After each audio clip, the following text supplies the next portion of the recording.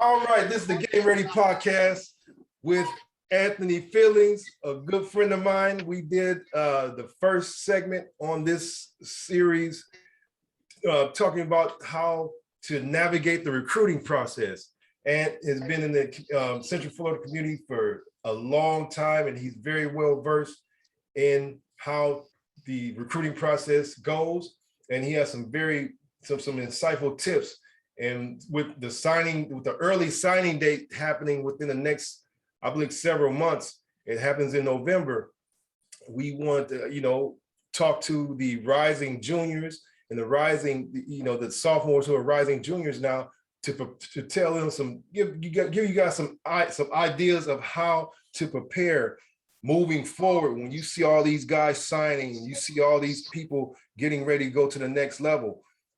What you can do after the season to start preparing, for spring ball, and for, people who are kind of outside the bubble, what you can do to start preparing to get yourself noticed. If you're a junior going into your senior year. And, I'll let Ant fill in all the details, and then we'll go from there. We're going to talk about how the transfer portal, the new rule changes that has affected the recruiting process and actually made it a lot more complicated and a little bit difficult in some areas for seniors, high school seniors coming out this year to get recruited because they're going to the transfer portal before they're actually looking at high school seniors. So I'm gonna let Ant, reintroduce himself, and then we'll take it from there. Hello, how you guys doing out there? Man, I appreciate you having me on, Big E. Yep, my name is Anthony Fields. I've been a youth coach and athletic mentor here in the Central Florida area for several years. Like E said, I have a background in football and played a little bit in the NFL. Met Big E, was in NFL Europe and everything, man. And we just developed a great relationship, man. And we just want to try to give some information out to the Central Florida youth and family, man, because there's a lot of misinformation out there, or parents just don't know what's going on in the recruiting process. And we have a ton of talent here in the Central Florida area. Sometimes it just doesn't get the exposure because of lack of knowledge. So we want to try to shed a little bit of light on that. Very true. Very true. All right, starting out, just to start this whole discussion out, tell everybody how you see the transfer portal affecting the high school seniors who have not gotten the exposure, not received the offers they think they were actually due to the transfer portal. Could you explain how that's affected everybody?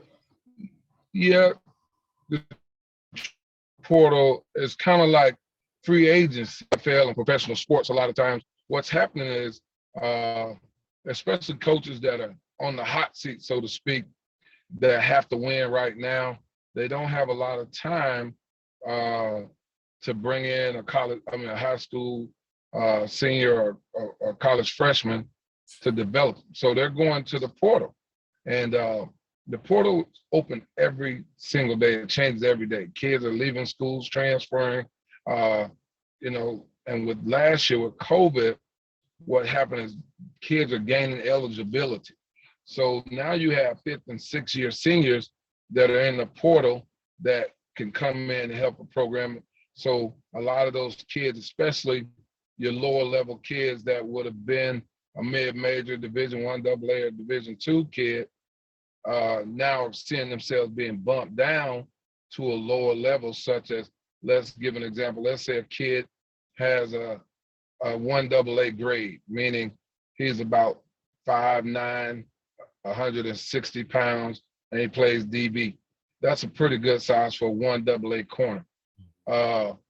He'll find himself being pushed out of a scholarship opportunity sometimes and have to play at a Division II, which is nothing wrong with that, but where he won't have as many schools offering because of the kids that are in the portal, where kids are leaving the 1A programs. Let's say they're leaving a Central Michigan or something like that. There are 1A talent that's available. So the 1 AA schools are what we call I think FCS divisions will pick those guys up.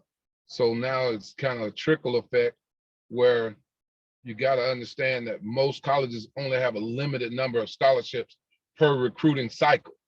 So if we have 10 of recruiting, we have 10 scholarships where we have 2 guys that's coming in the portal, now we only have 8.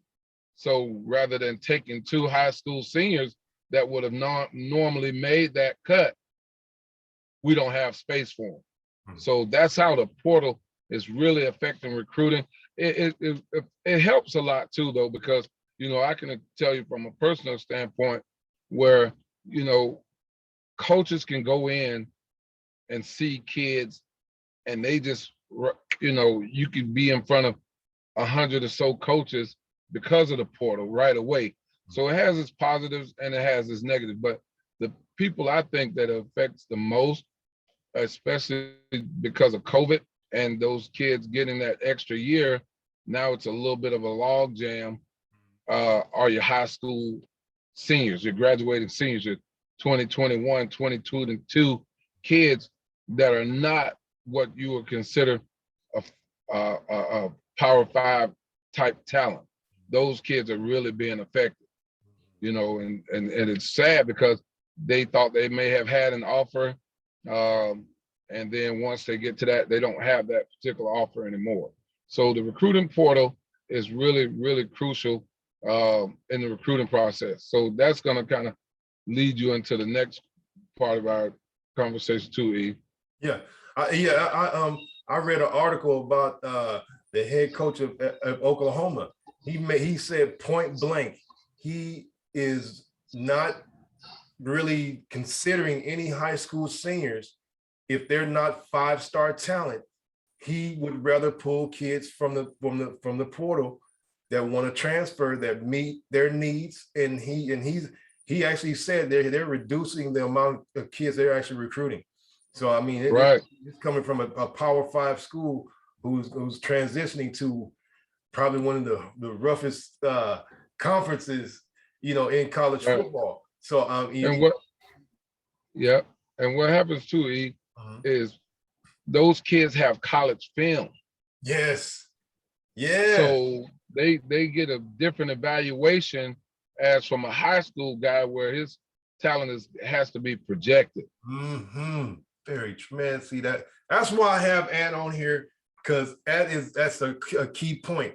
The talent is projected from a high school player, from a college player who has like a year to like 18 months under his belt. They already have the actual true evaluation at that level. And it's not projected talent, it's actually executed talent, if you want to call it that. Absolutely. So, absolutely. Yeah, that makes a whole lot of sense. All right, so we're going to talk about, and as a coach, I coached for several years. I coached for like close to 3.5, 4 years. And one thing that really made me really look at recruiting a lot differently, it was how important your sophomore year going into your junior year is in the recruiting process, especially here in Florida, because of spring ball. And a lot of kids, they do not take that sophomore year, that rising junior year serious. And that is where you actually get your you start getting your offers. That is so true, E. And let me start off by saying, in that process, in the recruiting cycle, there's a cycle. So a lot of kids and parents get discouraged because let's say you're a sophomore, a 2023, that would be a 2024 kid. You don't have you're not on the clock yet. What we mean by being on the clock, your recruiting cycle hasn't actually started. Your actual recruiting cycle hasn't started to, like you said, coming into your junior year. Yes, sir. So a lot of parents think, oh, my kid is this. But with that being said, you have to start or jumpstart your recruiting cycle your sophomore year. So what you want to do is start recruiting schools to let them know that you're available. You're going to be an easy recruit for them as a sophomore. They need to know that Ernest Allen and Anthony Fieldings exist. So when that cycle, that 2024 cycle starts, they say, okay, I can go right here to a Apopka and find a kid that's 6'2", 220 pounds that fits our scheme because he's already been in a relationship with them. And how we're going to do that? We're going to do that, number one, by going to college camps. College camps are so important during that time frame that we're talking about. The spring is also important for you as well because coaches come out and they take notes. Yes. They can't actually talk to you or recruit you. You're going to be a prospect for them, so to speak, as a sophomore. And they can't really communicate with you directly. You can call the schools as much as you want as a parent, but they can't call you. That's one of the things that the NCAA say you can't do. So one of the things that you touched on about spring that I learned also, a lot of kids miss class, miss school during spring because football season is over. And that's the time that a lot of college coaches are coming in and visiting and talking to the coaches and find out who are the upcoming prospects. And they'll see you when you don't think they see you. They're looking at you at spring practice. They're looking at you during the hall. They're looking at film. They're going in the coach's office and watching film. So one of the things I always tell kids, man, make sure you're dressing correctly. Why are we dressing correctly? Because my dress is going to reveal a lot to coaches. Coaches, they want to feel on you. They want to look and see how tall you're going to be. They want to look at those long limbs, see if you're going to be muscular. So they can't do that if you're not in school. Then you want to wear clothes that make you look an inch or two taller. You want to look, guys know coaches are coming. Man, do you some push-ups and curls before you come to school. Make your arms look swole. That's part of the process. That's part of recruiting coaches because they look at Ernest and say, man, that's a nice looking DN.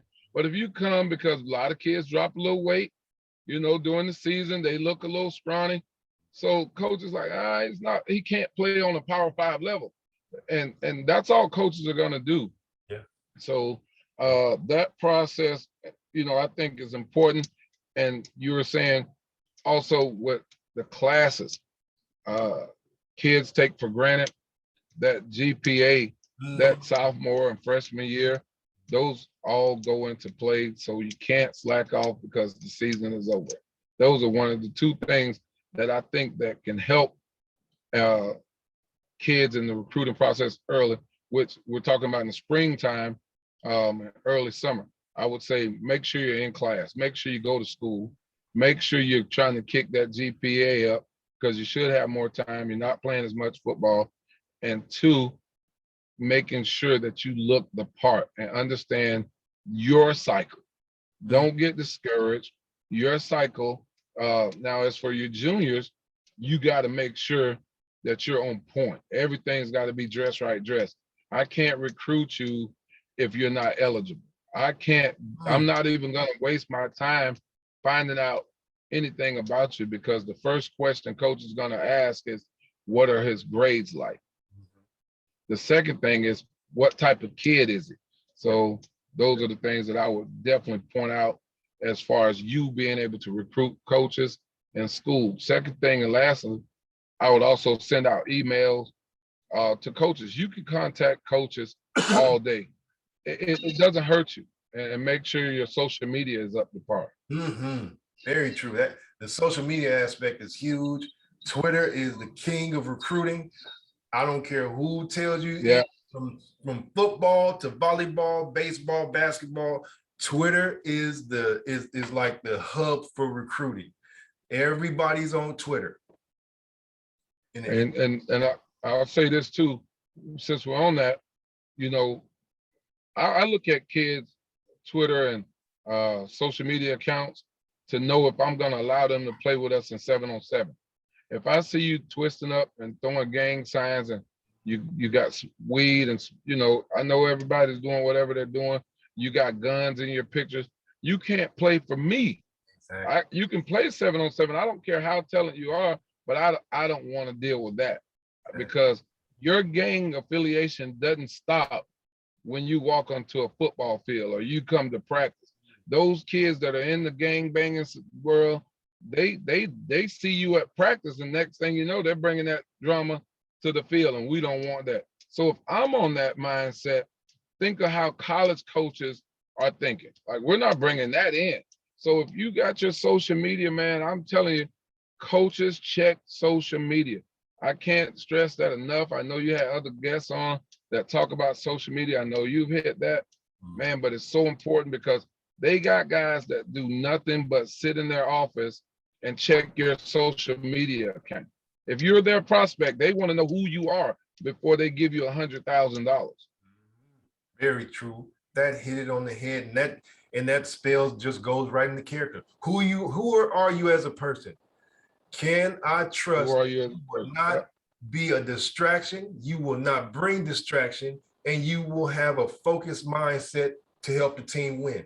And I have a friend of mine. He has a background in law enforcement, and this guy, and I'm not going to mention any names. He was an NFL player, and he had an element around him that followed him into the league. This guy was a first-round draft pick, and that element followed him into the league. And as soon as he became who he was, they started extorting him.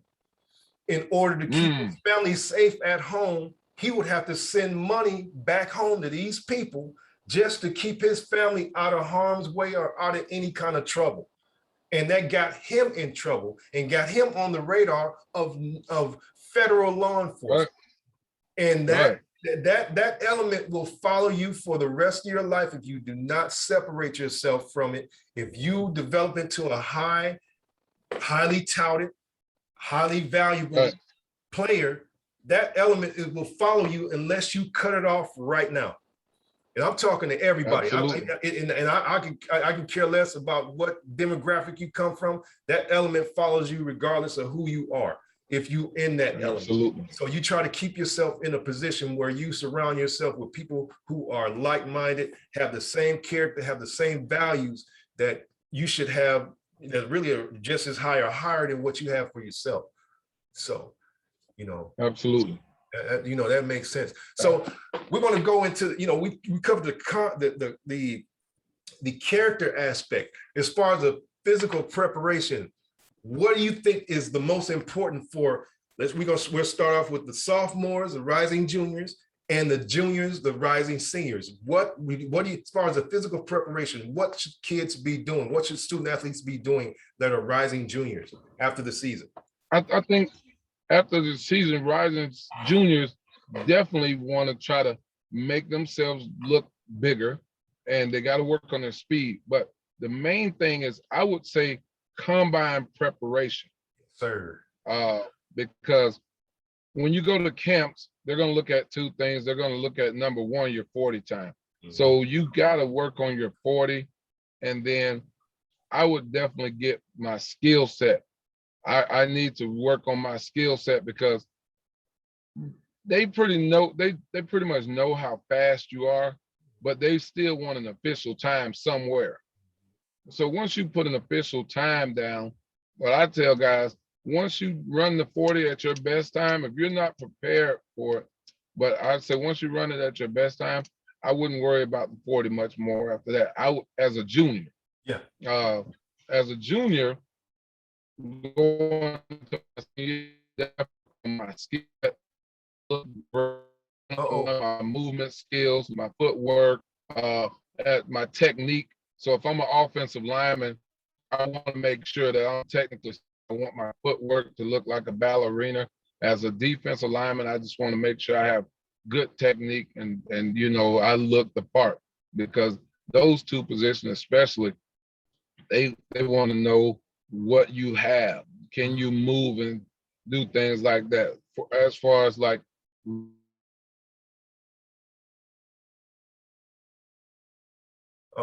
we lost you a little bit.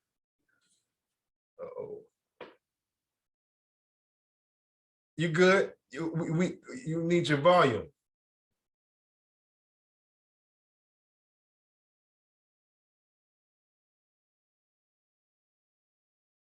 Yeah, we need your volume. I'm not sure. Maybe you. I think you hit. You All good? right, there we go. There we go. All right, we're gonna Can start. you hear me? Yeah, we can hear you now. We're gonna start from when you started with the actual rising juniors. What did you say with the rising juniors? That's when you started to break up after the sophomores. I think the rising juniors make sure that they are combine ready, number one. Yeah. So to these camps, because it's very important that you have a good showing with preparation. So Yeah. get with guys like yourself, some local trainers that work on combine training and techniques and things like that. But you really know what you need to know what to expect when you go to college camps. The main thing I would also say for those guys that are juniors, my skill set as a defensive lineman, I need to know how to have good release. I worked on my pad level. I want to be in shape because a lot of times you haven't gone through football season, so you're not in shape. So prepare for that. Be in some of the best shape you can be. Don't just go to camps based on what you did on Friday night during the season. Actually prepare. Treat it just like a job for those juniors. For those upcoming sophomore, like freshmen and those guys, I would do as much work at these camps as I can to get on the radar and get acclimated to what it is. So you're familiar with the process. I wouldn't put a lot of stake in my performance because most of the time they're not evaluating you until, again, you're in that particular cycle. But if you're a big kid, like if you were to go to a camp E, coaches are going to know who you are because you're over 6 feet tall. So they're gonna look at you, but a kid that hasn't really hit his growth spurt, that may be a little bit smaller than 180 pounds or 160 pounds, hadn't really grown. I would really work on my fundamentals of it and understanding the combine, understanding what to expect. I wouldn't worry too much. I don't tell kids unless you're running under a 4.6 as a sophomore freshman, I wouldn't try and run the 40 because you don't want to put bad times out there either. Bad times kind of stick with you. You can always opt out of that and just work on the drills and work on your 40 time because what's going to happen is you're going to get stronger in the next year or two as a sophomore. And as you get stronger and develop your strength, as you know, as being a trainer, your speed is you're gonna get faster. Exactly. So those are the main things that I would just say from my experience and learning. And be personable. Yes. Get to know people, shake hands with coaches. If you get an opportunity to take a picture with a coach, take that picture. Let them know who you are, and just know that it's a business trip. But for you as a sophomore, it's more about the development of the relationship, so you want to go out and be personable. You be the man in the back. So things that I will add to that. Okay. You kind of broke up a little bit within the last couple phrases. I said I would be personable. I would be one of the guys that are in the front of the line. Get as many reps as you can. There you go. That shows leadership automatically. They will look at that. They will look at that as somebody who has leadership tendencies, and that's another feather in your cap if you want to look at it. So it's a huge part. And especially a young guy. Hold on. Let me think you off. I think that's where we're having some of the technical difficulties. I got you on my car phone. Hold on. Oh, okay. But can you hear me okay? Yeah, I can hear you okay. You just a little choppy on the video, that's all. Okay.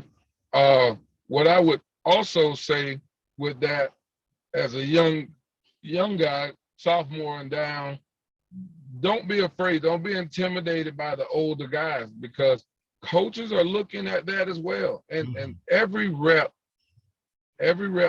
means something. They don't always evaluate.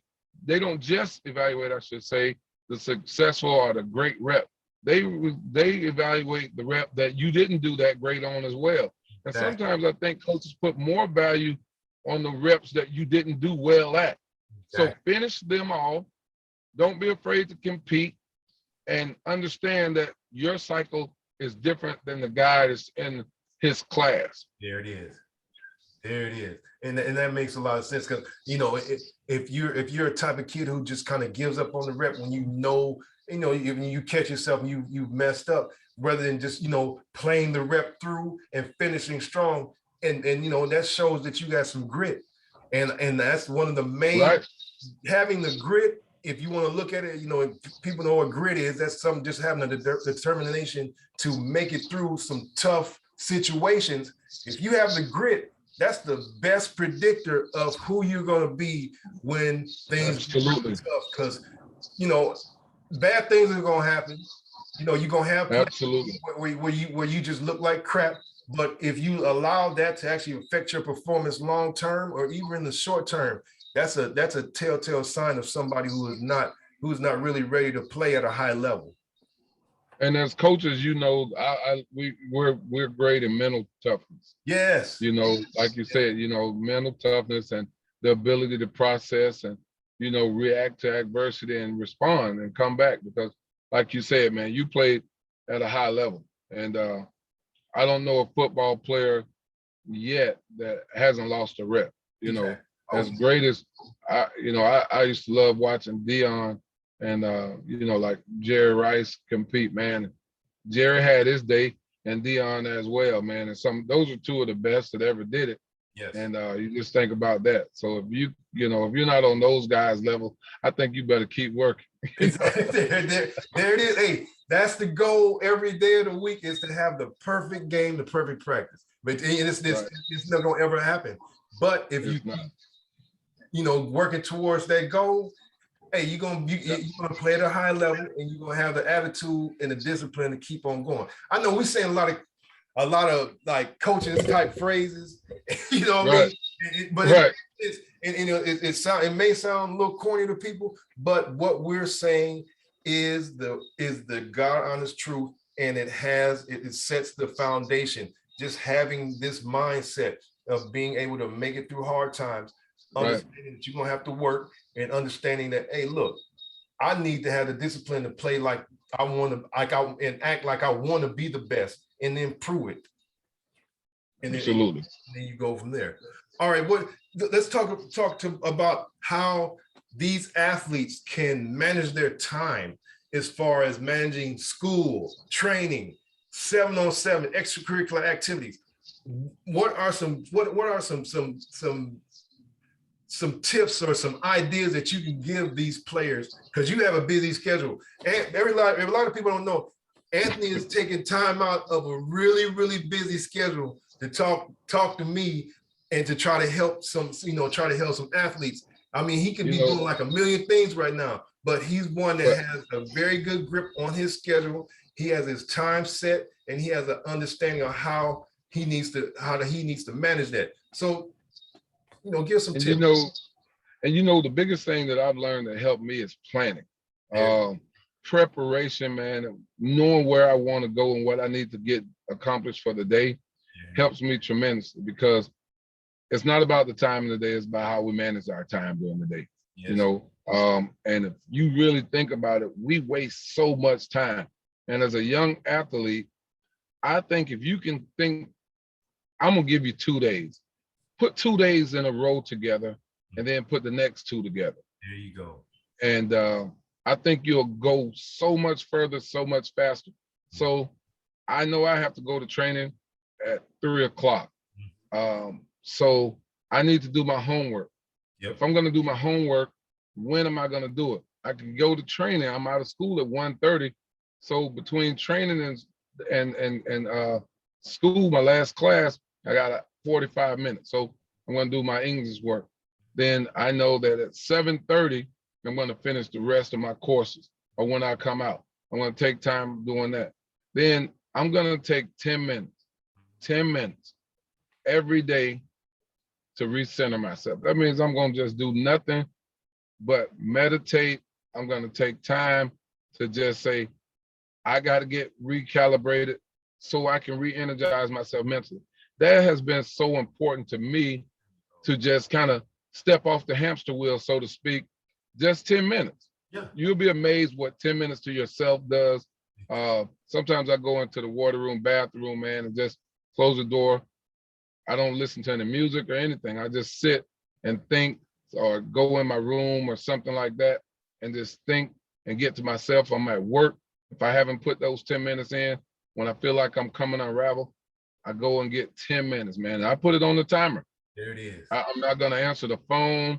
I'm not returning any text, just for 10 minutes.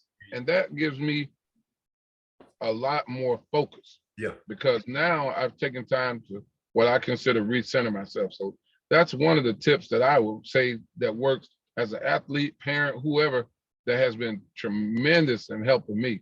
And you know, as you get better at managing your time, take a little bit more time for yourself, but it's just a time for yourself. The second thing, as an athlete, I would always say, you have to get the rest. Yes. You know, this isn't your meditation time. I'm talking about your sleep time. A lot of guys, college, high school, whatever, you spend 4 hours playing Madden or 2K or whatever.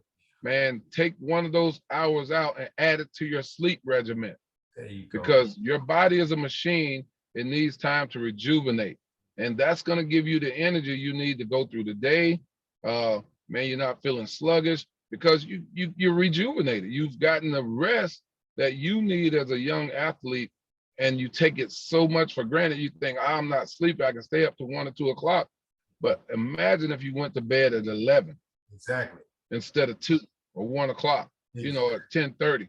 Just try that 3 days a week, that I'm going to get me a full 8 hours of sleep at night, not during the day, not during your work time. I'm talking about at night, where your body has really turned off your mind.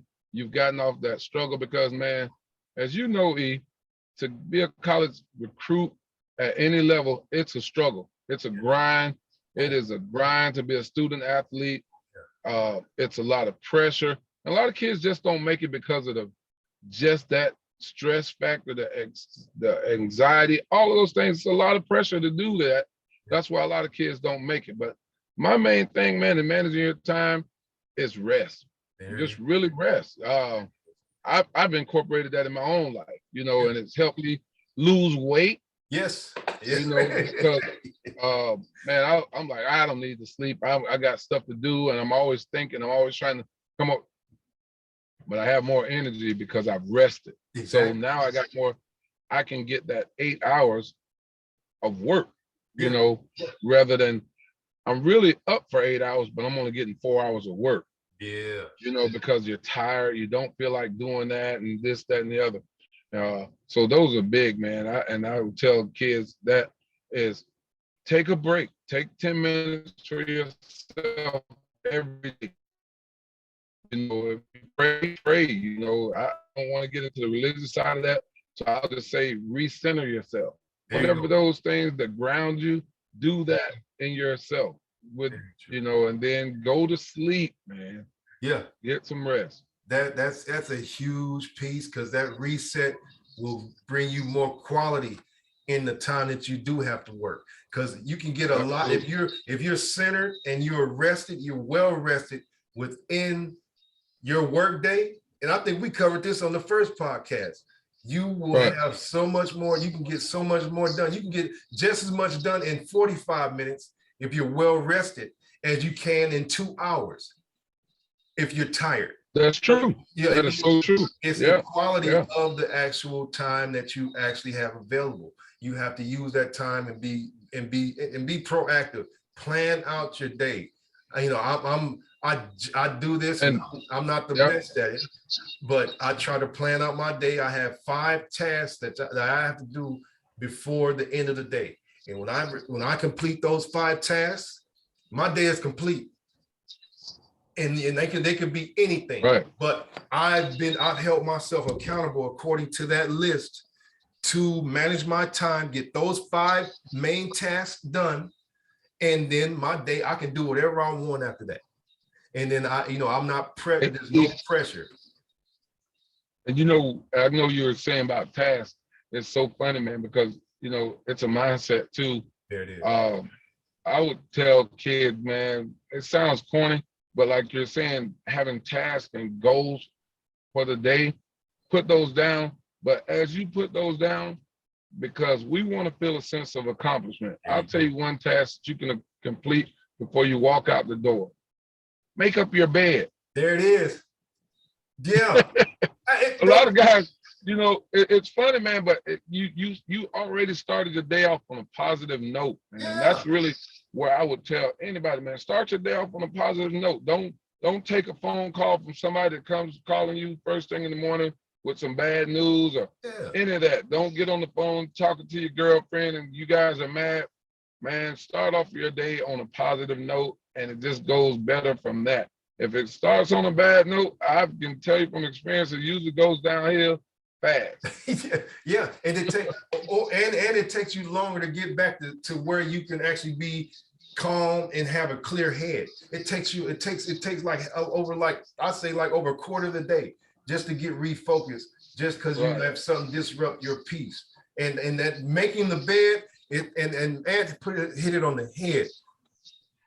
If you do, just try to make your bed 5 days out of the week and recognize how much that will actually add to the discipline, and you will show that you have some sort of add to your discipline. Exactly. Right. And you care about the environment that you spend like 70 to 80% of your time in. You made your bed. You made that area comfortable again. And that's a huge part of time management, holding yourself accountable, being disciplined to take care of yourself, and make sure that your environment speaks to just some order, having some order. When order saves time, point blank. Right. And we try to keep it simple. All right. And in addition, what are some things athletes can do off the field and outside the classroom to increase their visibility to college recruiters? What can they do off the field and outside the classroom? Say a kid has got like a 4.0 GPA and, he has some decent film, but he may be he may be a kid that's just off of people's radar for whatever reason. What can they do outside of those 2 variables to make themselves more visible? The one thing I would say also, we kind of touched on it earlier, but let's kind of put it in a nutshell a little bit. So one, I would definitely develop my social media platform. Yeah, it is. Look at myself as a brand and market myself, just like McDonald's. Yeah. So my social media is going to have my GPA. Yep. Right. It's going to have all my contact information. It's going to have my huddle link, my coach's contact, things like that. If you have some film that you want coaches to see, say you went to a 7-on-7 tournament, put that on your social media platform. That's the one thing I would do. The second thing I would do, again, is take some time to visit the school. There you go. But be honest with the level of school you're trying to go to. Everybody's not going to play D1. So I would visit schools, and set that up. Sorry about that, E. No, you good. I would go to schools and set that up. The second thing off the field I would do is I would send emails, right? Get to know the coaches personally, making the calls. You're not aggravating them. But I would start with the recruiting coordinator rather than don't try and call the head coach. If he doesn't know you, he's not taking that call because you're one in 2 million kids and dads that are trying to get contacts. But the recruiting coordinator, the GA, those guys will take your calls. You know, go to games. They're gonna compile that list. So the other thing is making sure you have a good relationship with your high school coach, but off the field to get more recognized. You know, of course, you want to go to camps. Yeah. You know, you want to go to camps. I get a call coming in. You want to go to camps, and so make sure that you go out there and you're being personal, not just the backyard camps, what I would call flyer camps. Yeah. Those are good to get to work on your skills and see where you are before you go into advertising yourself. Flyer camps is you got Joe Biscuit that's just doing a camp, you know, that doesn't give you any type of exposure. Yeah, exactly. You know, so you need to know which camps those are going to benefit you as an athlete. You know, it's great to go to one or two just so you can work on your combine training, go get experience, but don't put any emphasis on thinking you're going to get recruited out of that, because college coaches aren't looking at that. They're going to look at you when you come to their campus. So those are the things I would say off the field, but mainly one of the big things that people overlook is the relationship you have with your teachers and the people that work at the school. Yes.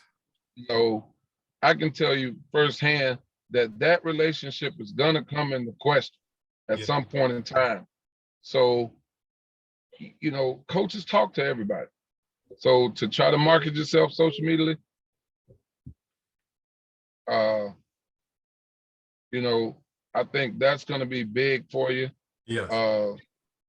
You got to do that, and I think that will help you. Let's making sure that you set your social media account up, send out emails, and you know, go to games. You can get free tickets. People don't understand. You can request free tickets to go to the game. You know, as a prospect, they'll give you free tickets to come and see the game. So go visit your school's games, see them. That way they get a chance to see you in an unofficial capacity. You can take as many unofficial visits as you want. Oh my God, this lady is killing me. She's called me about 20 times, bro. Like I told, I already know. Sorry about that. No, it's all good. And we're about to close out, and we're gonna cover one last thing. Go ahead. Okay. Finish your thought, man. I'm good. Yeah. You know, making sure that you do, but can't stress enough your social media account. You know, doing that. Develop your brand. You know, don't be afraid to be a brand in yourself, especially in today's market. That doesn't mean you're gonna be a jerk. Yep. You know, so you want to be a kid that people can see. You know, be a good looking kid, man, and have things in order when you go and talk to coaches. So market yourself in every aspect you can and put yourself out there. You want all 3 or 4 social media platforms. I can't stress that enough. Like you said, with Twitter, and be available. You know, be available, meaning that out the field, I gotta make sure that I look the part. I'm healthy. I'm doing the things I need to do. Exactly. And developing your brand is who you are. It's your personality. What sets you apart, what makes you who you are. And you know, and everybody, and I wish when I was in school that they would actually cover basic business principles such as marketing, because basically you're always marketing yourself, you're always selling yourself, you're always selling some sort of service or something that you could do that provides value to people. And really, and that's the bottom line. And I would say one other thing: if you have like youth programs, you got camps or something like that as a high school athlete, and you go and volunteer sometimes at different camps and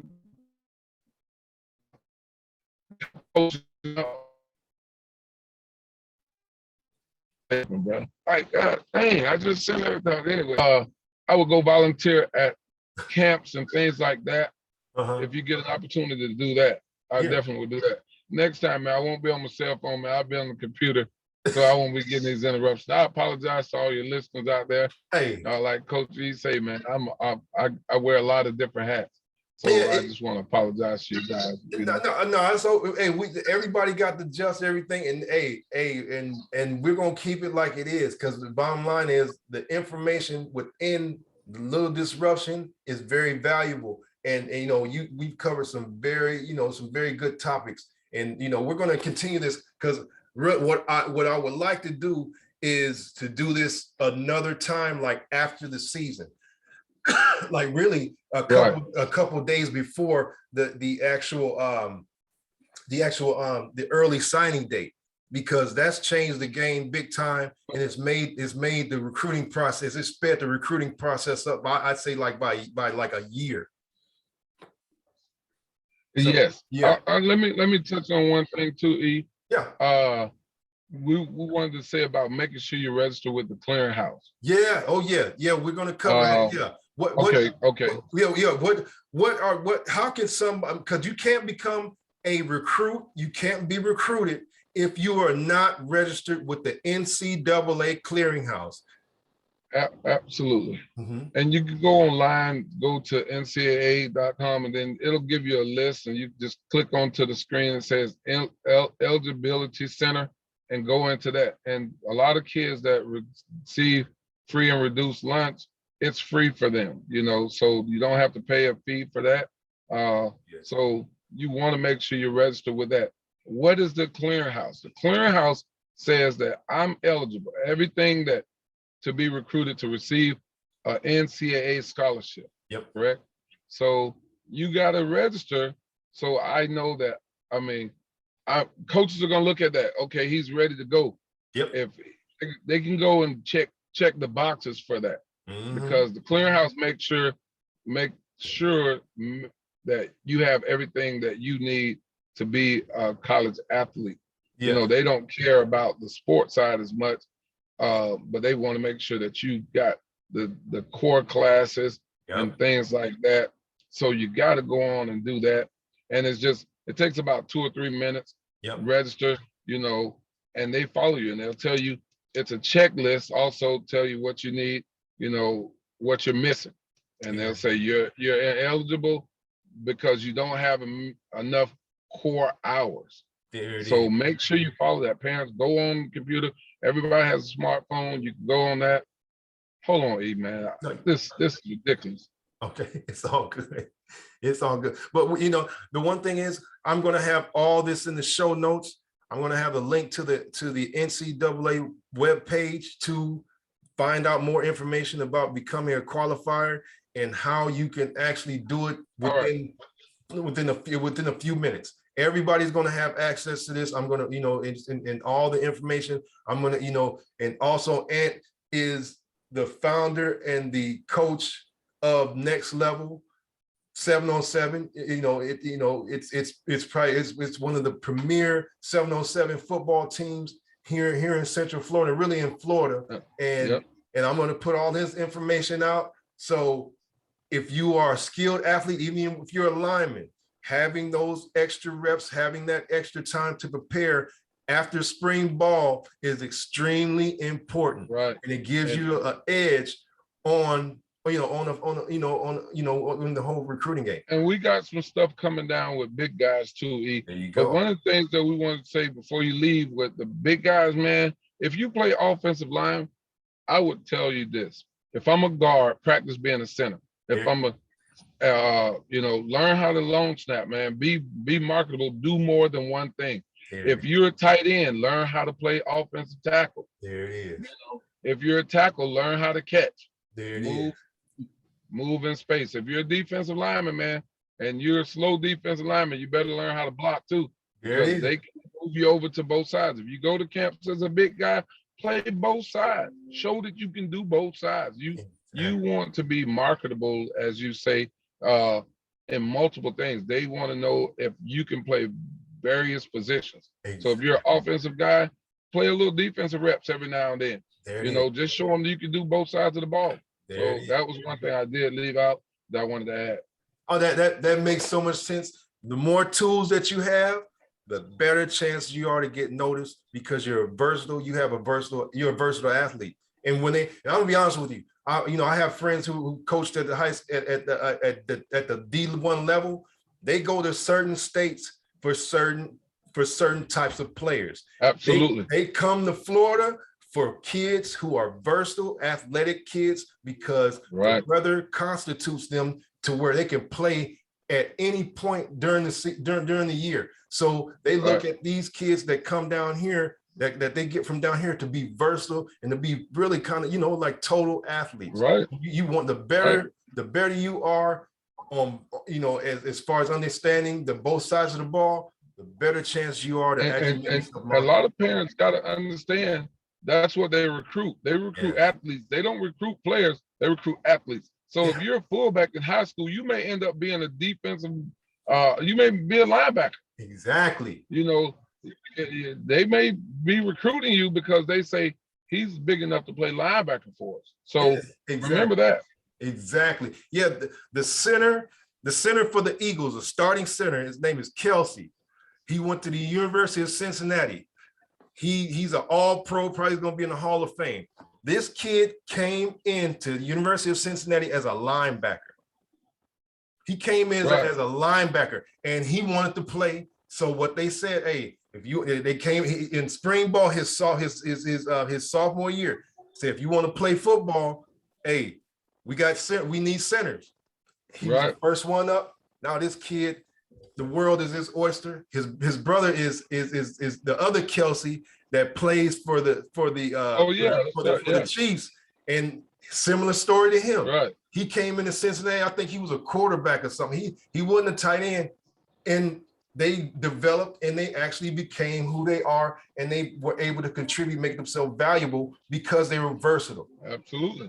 So you want to be versatile. All right, and I'm not gonna hold you too long. Hopefully that the lady is not too. And I appreciate you, man. You taking time out your busy day, man. To give some knowledge and give some, get some feedback on some things. And we're going to continue this discussion at a later date. Is there any parting words you want to have? Yes, sir. Go ahead, man.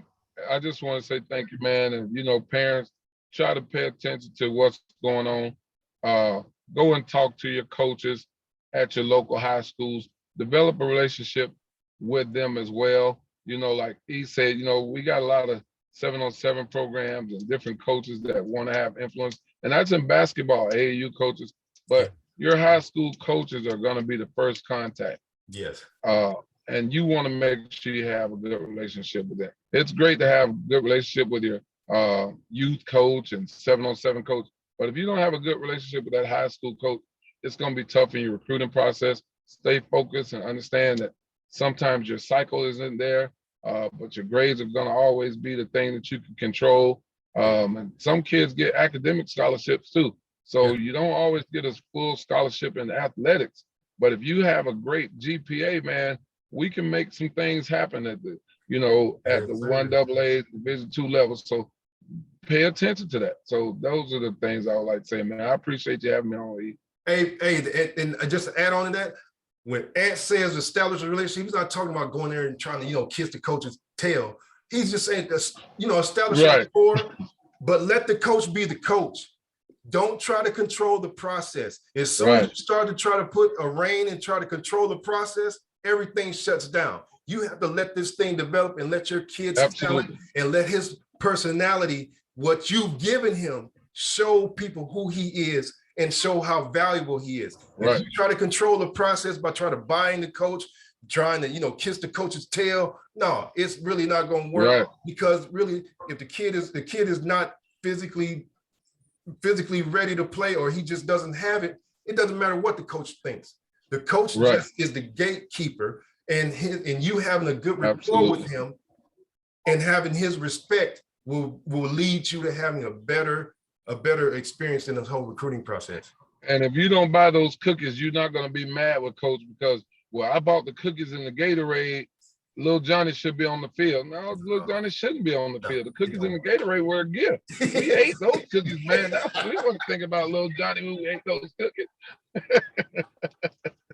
That's just icing on the cake. If little Johnny, That's just thought icing on fast the enough, cake, man. Little hey, Johnny better get in the weight room, man. Got to there get it his is. weight up. Exactly. Hey, use them resources to get him ready off the field and make sure that he's ready to That's go. it.